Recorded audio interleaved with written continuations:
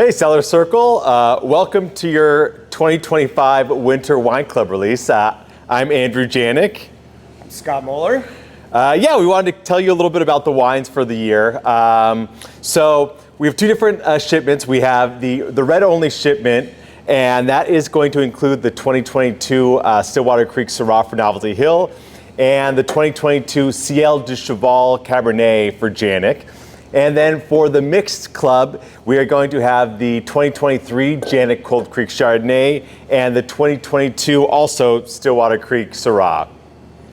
So for the 2022 vintage, we had a really kind of unique difference. What was your favorite thing about the 22 red vintage? I have to say, it was just the overall balance of the wines that we made, especially the reds from 2022.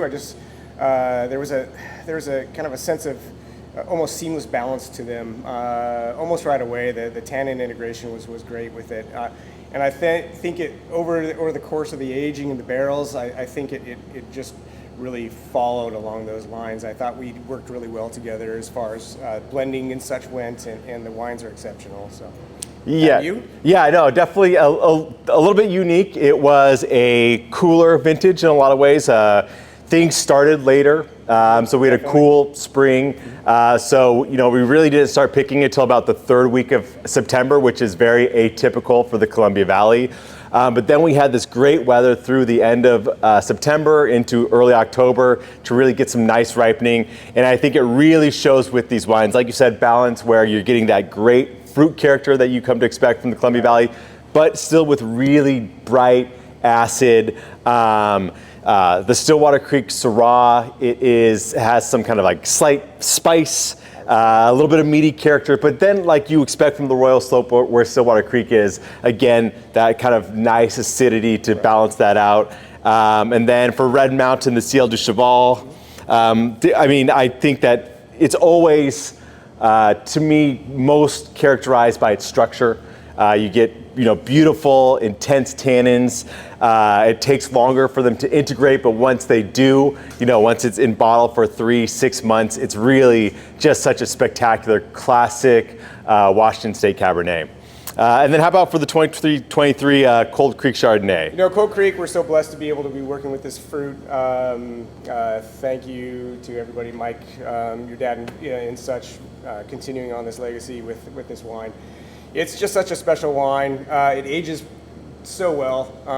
The aromatics on it are unparalleled, and again, it was a good vintage for overall. I think, in my estimation, for the whites in particular, we had good hang time on them, and I just love this wine. I think it's a very unique, special wine in the profile overall, honestly, one of the great things, not just about the 2023 vintage, but Cold Creek in general, I always love the way that it kind of straddles Old World and New World Chardonnay. For Chardonnay lovers, it's a wine that they can, flock to, but also more than any other variety that we make, or I think any winery makes, Chardonnay is divisive, where, we hear people say, oh, I hate Chardonnay. Then, I'll pour this wine in the glass without telling people oftentimes that it's Chardonnay, and they'll love it because they're expecting, maybe a,